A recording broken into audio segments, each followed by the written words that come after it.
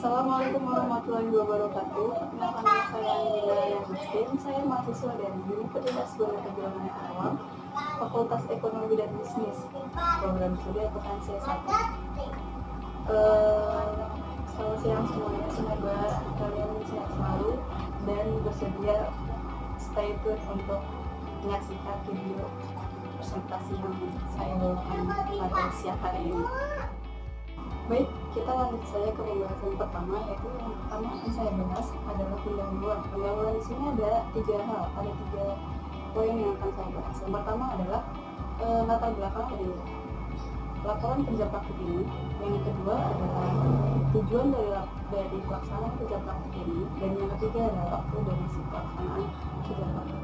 Hal yang latar belakang dari kerja praktik ini, kegiatan ini adalah kegiatan kerja praktik ini adalah salah satu mata kuliah wajib yang ada di Fakultas Ekonomi dan Bisnis atau yang ada di Universitas Gonzaga. Jadi mahasiswa yang sedang menempuh pendidikan di Universitas Gonzaga itu wajib melaksanakan kerja praktik. Itu pertama. Yang kedua adalah sesuai dengan judul yang saya ambil, yaitu prosedur penyusunan pembangunan perencanaan daerah atau BPD. Di situ kita sudah tahu poin yang latar belakangnya untuk melaksanakan kerja praktik ini, yaitu untuk mengetahui bagaimana cara penyusunan anggaran desa atau anggaran daerah, gitu. Itu yang hal-hal yang latar belakangnya. Yang kedua ada tujuan yang membawa kerja praktik ini dilaksanakan. Yang pertama ada tujuan umum. Yang tujuan umum ini adalah menambah wawasan ilmu dan ilmu pengetahuan mahasiswa, karena ilmu yang diperoleh di bangku perkuliahan itu tidak akan lebih bermanfaat bila diaplikasikan pada instansi atau perusahaan. Jadi kalau misalkan hanya di bangku perkuliahan tanpa diaplikasikan, tanpa dipraktikkan, itu kurang efektif. Itu tujuan umumnya. Yang kedua ada tujuan khusus. Yang pertama adalah di sini ada beberapa poin. Poin yang pertama adalah membangun mahasiswa yang siap dalam menghadapi permasalahan dan tantangan dunia usaha serta memiliki kemampuan menganalisis permasalahan dalam suatu permasalahan. Yang kedua, mendapatkan pengetahuan dan pengalaman dengan disiplin ilmu di lingkungan pekerjaannya yang sebenarnya atau di lingkungan dunia kerjanya, sehingga mampu memberikan umpan balik perkembangan ke dalam keilmuan di dalamnya, keilmuan atau perkembangan bagaimana cara memberikan solusi kepada instansi atau perusahaan tersebut. Yang keempat adalah yang selanjutnya adalah melatih mental mahasiswa untuk selalu siap dan tanggap dengan kondisi yang ada di lapangan kerja. Itu poin-poinnya dari tujuan khusus. Yang selanjutnya ada waktu dari pelaksanaan kegiatan kerja praktik ini. Kerja praktik ini dilaksanakan pada kantor kelurahan Desa Cibalongsari, Kabupaten Karawang.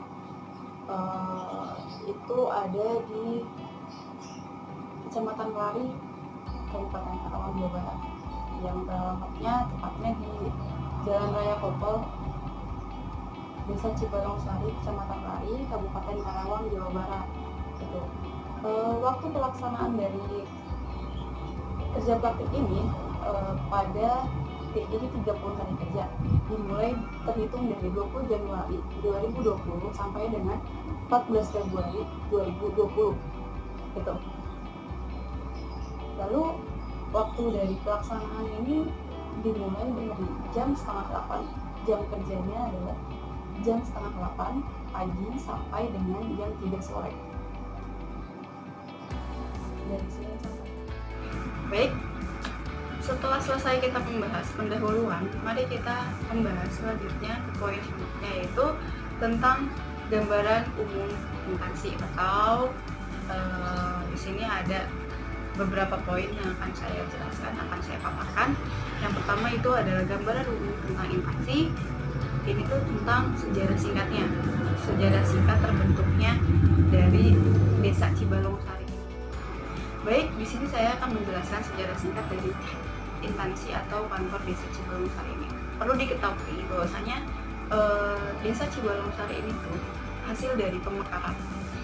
Yang tadinya Desa Cibalong Sari ini tuh berasal dari kata cai balong sari, atau cai itu air, balong itu tuh sejenis empang kalau nggak salah ya, sari itu kata tambahan oleh para tokoh yang disetujui menjadi Desa Cibalong Sari gitu. Sebelum Desa Cibalong Sari ini terbentuk, Desa Cibalong Sari itu berasal dari Desa Klari.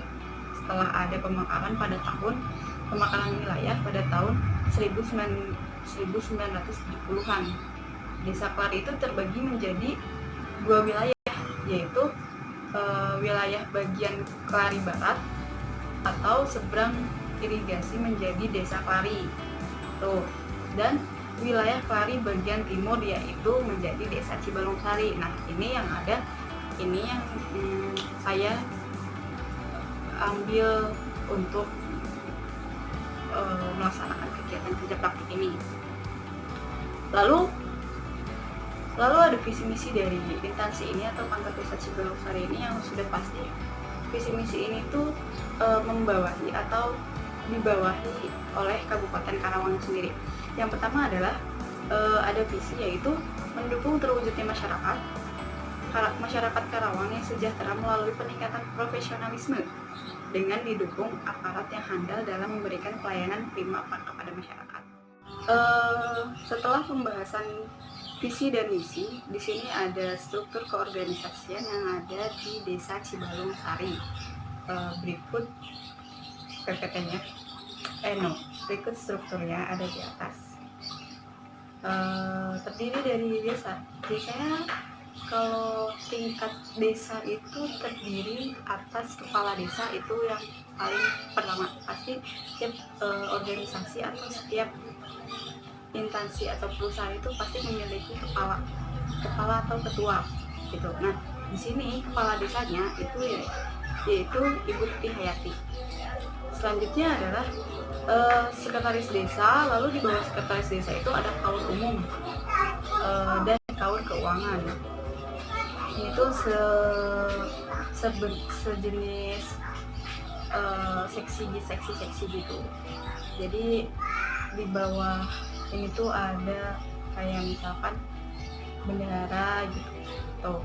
Lalu di bawah itu ada juga kasih pelayanan, lalu ada kasih kesehatan, ada kasih pemerintahan.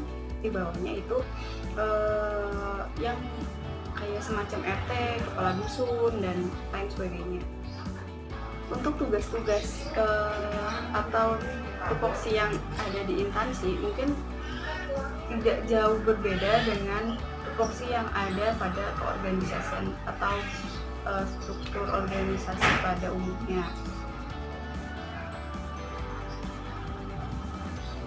Nah, untuk saya sendiri itu ditempatkan pada kasih keuangan dan kasih pelayanan. Jadi di sini saya dikhususkan untuk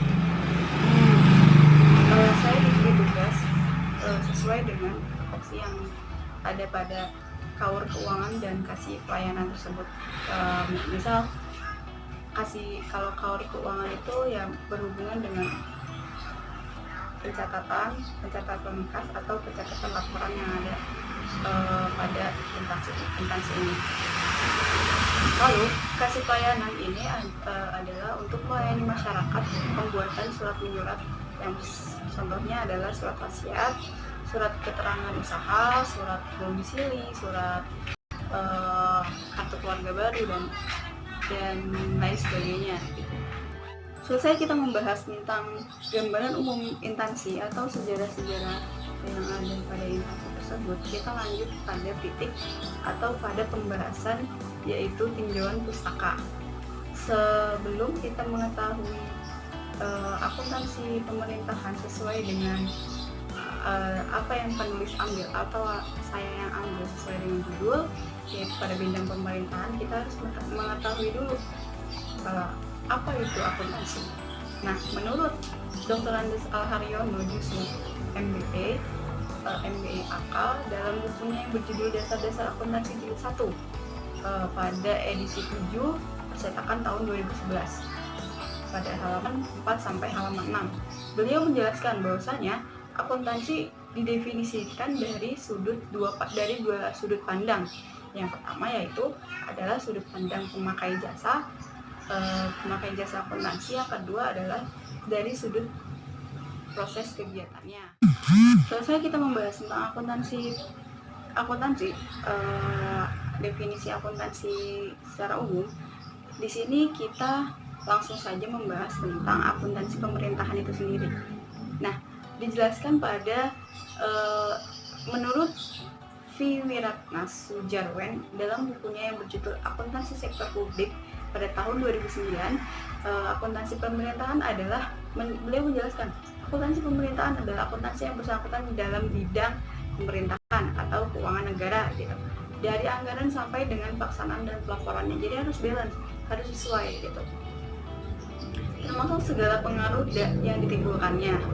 Nah, dalam penyusunan anggaran pada akuntansi pemerintahan di Indonesia lebih sering disebut dengan APBN, yaitu Anggaran Pendapatan Belanja Negara, atau APBD, Anggaran Pendapatan Belanja Daerah. Sampai yang paling rendah itu, yang paling bawah itu APBD, yaitu Anggaran Pendapatan Belanja Desa.